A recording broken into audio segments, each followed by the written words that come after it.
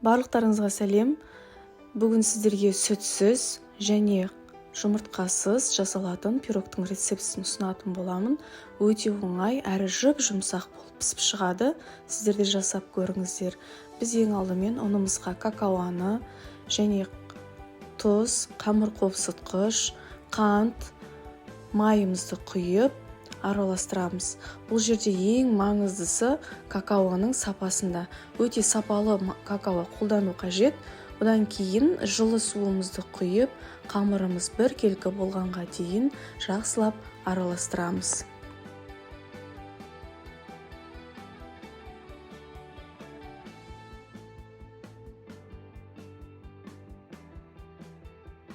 Менің YouTube каналыма тіркеліп, лайк басып, қолдап қойыңыздар.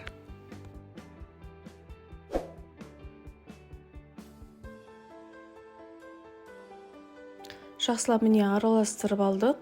Енді біз бұны формамызға құйып, 180 градуста қызып тұрған пеште 30-35 минутта пісіріп аламыз. Міне достар, пирогымыз дайын болды. Өте жұмсақ. Сіздер де жасап көріңіздер. Сіздерге де ұнайды. Сіздермен болған мен Айзада.